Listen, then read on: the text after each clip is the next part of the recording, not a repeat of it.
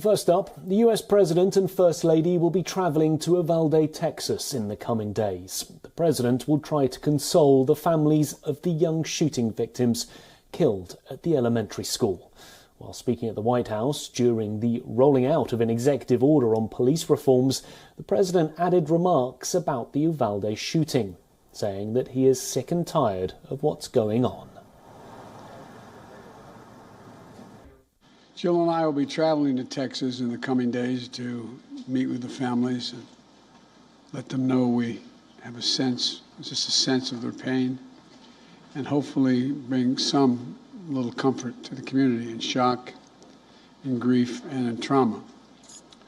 As a nation, I think we all must be there for them, everyone.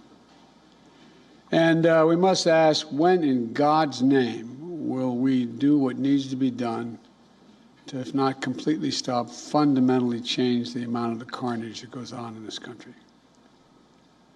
To state the obvious, and Corey and a lot of other people here, I'm sick and tired. I'm just sick and tired of what's going on and continues to go on. School has been cancelled for the rest of the district, even though there were only 2 days left of the school year. The residents of the sleepy town of Uvalde are still trying to come to terms with what happened.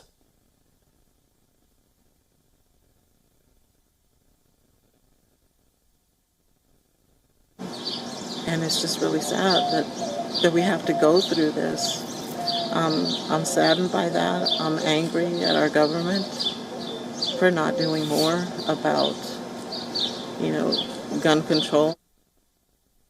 Well, our correspondent Susan Turani is joining us live from New York. Susan, more details emerging overnight about the gunman and what happened at the school during that hour-long standoff. What's the latest?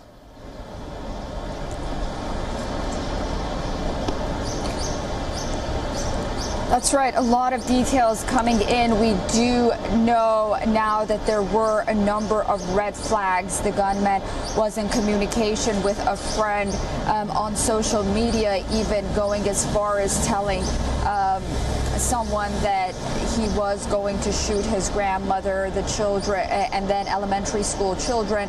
And then on the other hand, how long it took for law enforcement to go into the school to stop the shooter as well. So those are the details that we're hearing, but most noteworthy, I think, is what's happening on Capitol Hill, and that's the huddle that happened on Capitol Hill between lawmakers, where there seems to be now a bipartisan consensus that despite the fact that there are background check rules in place, perhaps there are talks right now to have more gun control legislation in place and more background checks and more widespread background check legislation.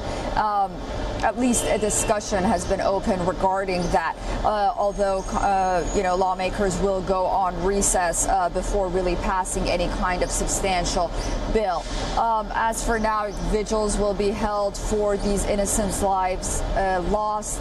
A community is continuing to heal, and there are more questions left than answers. But I think one noteworthy aspect of all of this is how to deal with those red flags. And the one aspect that perhaps may move the needle and reach a bipartisan consensus is to put more stricter red flag laws in place to see, to prevent something like this from happening in the future. And Susan, the President has promised to go to Uvalde. Again, he's going to the scene of a mass shooting. Again, he's having to play that part of consoler-in-chief. What do you think we can expect from that trip?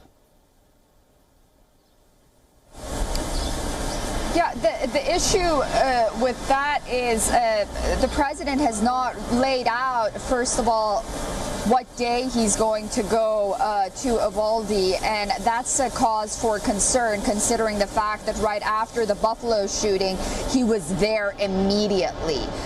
So first of all, we don't have an exact date on when the president is going.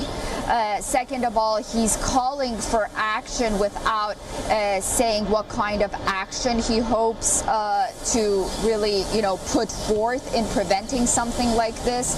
And third of all, I think, at this point, not focusing on any kind of action to keep children safe because we're seeing so many school shootings, and focusing on punishing law enforcement and putting up legislation to see, how law enforcement will be punished, as you mentioned, on the second anniversary of George Floyd's death, that kind of raises the question on where his priorities lay. So we don't know when he's going to visit Uvalde. We don't have a date, so we can't really know, what to expect and what he's going to be talking about, and he hasn't really put forth any concrete solutions on how he wants to deal with this issue besides repeating the jargon that enough is enough and we have to do something about it.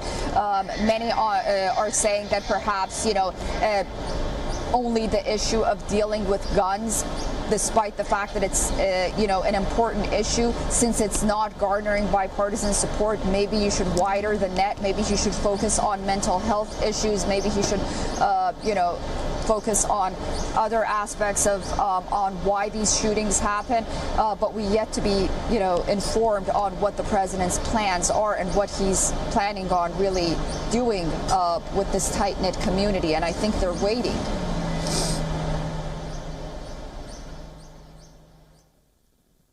Thank you, Susan. That was Susan Tarani joining us live from New York City.